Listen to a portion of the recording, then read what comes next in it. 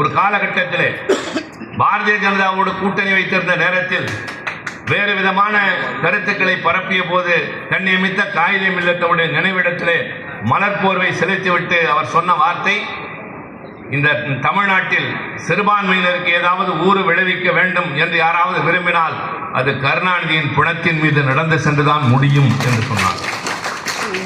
நான் கூட நாடாளுமன்றத்தில் சொன்னேன், இப்பொழுதும் சொல்கிறேன்.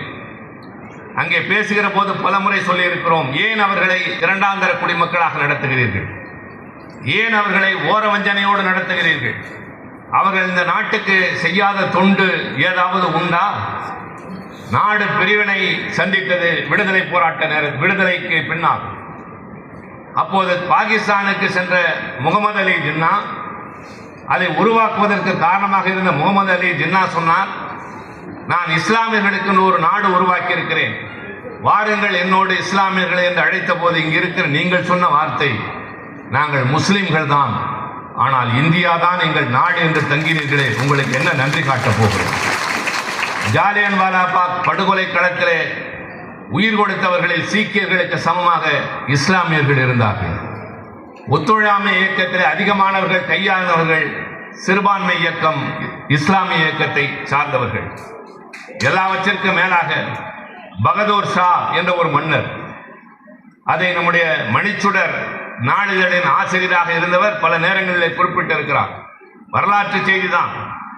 பிரிட்டிஷாரை எதிர்த்த காரணத்தினால் அவரை சிறையிலே அடைக்கிறார்கள்.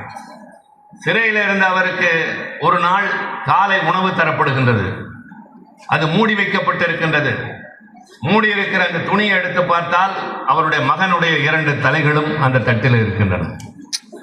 ஆக பிரிட்டிஷாரை எதிர்த்ததற்காக பகதூர் ஷா என்ற இஸ்லாமிய சமுதாயத்தை சார்ந்த மன்னர் சந்தித்த அல்லல்கள் கொஞ்ச நஞ்சம் அல்ல. நாடு விடுதலை அடைவதற்கு நீங்கள் கொடுத்த தியாகமும் கொஞ்ச நஞ்சம் அல்ல. இன்றைக்கு உலக அளவில் இந்தியா அணு ஆயுத நாடாக இருக்கிறது என்றால் டாக்டர் அப்துல் கலாமை போன்றவர்கள். ராணுவத்தில் இருக்கிறீர்கள், விஞ்ஞானிகளாக இருக்கிறீர்கள், அறிஞர் பெருமக்களாக இருக்கிறீர்கள்.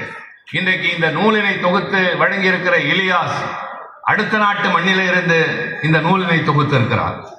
அவரோடு பழகிய நாட்களை அவரை பற்றி எழுத வேண்டும் என்று இது மாதிரி சில பேர் இருக்கிறார்களே, அதுதான் மிகப்பெரிய கொடுப்பினை. அது எல்லோருக்கும் கிடைக்காத ஒன்று. ஒரு பெருநாளின் போது கண்ணியமிக்க காயிதே மில்லத்தவர்களை ஒரு மாணவனாக சந்தித்த நேரத்தில் நம்முடைய சிராஜுத் மில்லத் அவர்கள் எழுதுகிறார், 8 மணி நேரம் வந்தவர்களை பார்த்ததோடு தன்னிடம் பேசிக் கொண்டிருந்ததாக, பல கேள்விகளை கேட்டதாக. இது பற்றி நீ என்ன தம்பி நினைக்கிறாய் என்று கேட்டார்.